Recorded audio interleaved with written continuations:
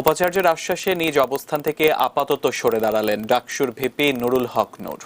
নিজের এবং শামসুন্নাহার হলের ভিপি শেখ তাসনিম আফরোজ ইমি সহ অন্যদের ওপর হামলা ও ডিম নিক্ষেপের প্রতিবাদে মঙ্গলবার দিবাগত সারা রাত উপাচার্যের বাসভবনের সামনে অবস্থান করেন নূর।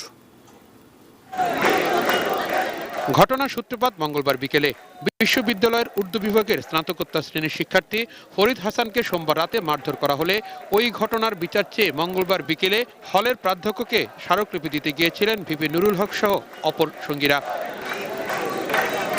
তারা হলটির ভিতরে গেলে সেখানে তাদের অবরুদ্ধ করা হয়। এরপর সন্ধ্যায় হল থেকে বের হতে গেলে নুরুল হক, আক্তার হোসেন, শামসুন্নাহার হলের ভিপি শেখ তাসনিম আফরোজ, ছাত্র ফেডারেশন থেকে ডাকসুর জিএস পদে প্রতিদ্বন্দ্বিতা করা উম্মে হাবিবা সহ বেশ কয়েকজনকে মারধর ও তাদের উপর ডিম নিক্ষেপ করা হয়।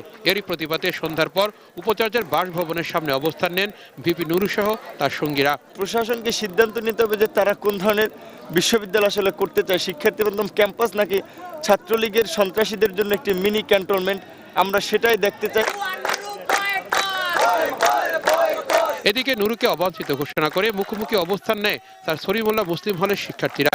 তারা নূরের বিরুদ্ধে নানা স্লোগান দিতে থাকেন। ছাত্রলীগের বিরুদ্ধে ধারাবাহিক যে বক্তব্য, বিবৃতি, কর্মসূচি দিচ্ছেন তার মধ্য দিয়ে তিনি কোনো প্রতিক্রিয়াশীল শক্তির এজেন্ডা বাস্তবায়ন করার চেষ্টা করছেন কিনা এবং এসএম হলে নিয়মিত শিক্ষার্থীদের হাত কাছে যেন আমরা উন্মুক্ত করে দিতে পারি, সেই যে আমাদের শুভ প্রচেষ্টা, একটি সম্মিলিত প্রচেষ্টা, সেটিকেও তিনি ব্যাহত করতে চান কিনা।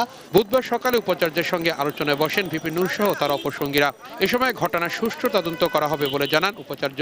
আর সোমবারের মধ্যে বিচার না পেলে আন্দোলনের হুমকি দিয়েছেন নুরুল হক। যারা জড়িত তাদের বিরুদ্ধে দৃষ্টান্তমূলক ব্যবস্থা আমরা আগামী সোমবারের মধ্যে দেখতে চাই। যদি তারা সেটা নিতে ব্যর্থ হয় তাহলে হয়তো আমরা কোনো কর্মসূচি ঘোষণা করব। হল প্রশাসনকে সর্বোচ্চ নির্দেশ দেওয়া হয়েছে, তদন্ত করে দোষীদের বিরুদ্ধে ব্যবস্থা গ্রহণ করবে, কেউ পার পাবে না। তাওহিদ সৌরভ, এটিএন নিউজ, ঢাকা।